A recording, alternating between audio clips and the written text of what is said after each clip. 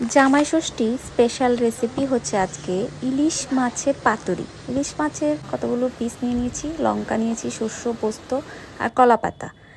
শস্য পোস্তটা ভালো করে বেটে নেওয়া হয়েছে, বাটার সময় দুটো লঙ্কা আর একটু নুন দিয়ে ভালো করে বেটে নিয়েছি।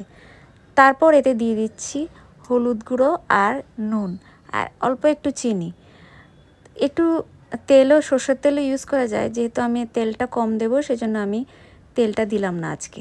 তো তারপর ইলিশ মাছগুলোকে ভালো করে নুন হলুদ দিয়ে এভাবে মেখে নিতে হবে, না হলে ইলিশ মাছের ভেতরে নুন ঢুকবে না, ভাল লাগবে না খেতে।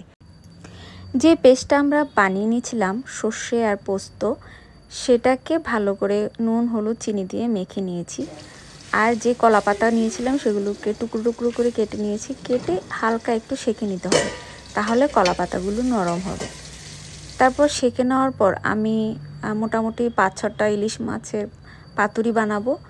তো সেঁকে নেওয়ার পর তারপর সেই পেস্টটা কলা পাতার উপরে দিলাম আর ইলিশ মাছটা দিয়ে এখানে আমি অল্প একটু সরষের তেল দেব, যেহেতু পেস্টটা করার সময় বা পেস্টটা মাখার সময় আমি সরষের তেল ইউজ করিনি, এখন এর জন্য একটু তেল দিলাম। আর উপরে একটা লঙ্কা দিয়ে দিলাম, এমনি দেখতে ভালো লাগবে, ইচ্ছা করলে ঝাল না হলে খেতেও পারবে। তারপর এভাবে মুড়ে একটা সুতো দিয়ে দুপাশ আটকে নিতে হবে, না হলে ভেতরের যে মশলাটা আছে এটা বেরিয়ে যাবে। তারপর একে একে সবকটা আমি ইলিশ মাছের পিসগুলো এভাবে পেস্ট দিয়ে আর কলা পাতা দিয়ে মুড়ে নিয়েছি। তারপর প্যানের মধ্যে একটু সরষের তেল দিয়েছি, দিয়ে সবকটা যেগুলো বানানো হয়েছে সবকটা দিয়ে দিলাম, দিয়ে একটু ভালো করে একটু ভেজে নিতে হবে। তাহলে রেডি হয়ে গেল আমাদের জামাই ষষ্ঠী স্পেশাল ইলিশ মাছের পাতুরি।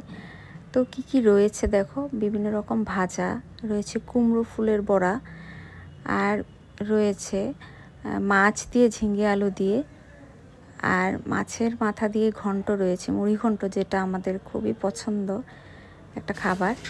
রয়েছে ডাল, পায়েস, মিষ্টি। ইলিশ মাছের পাতুরিটা যদি তোমরা আরও তেল দিয়ে খেতে চাও আরও দিতে পারো, আর একটু জুসি হবে। আমি তেলটা কম খাবো সেই জন্য তেলটা আমি কম দিয়েছি, আর ঝালটাও একটু কম দিলাম। বাস, আজকে জামাই ষষ্ঠী স্পেশাল রেসিপিটা তোমাদের কেমন লাগলো অবশ্যই জানিও। আমার তো খুবই ভালো লেগেছে। তাহলে সবাই ভালো থেকো, টাটা।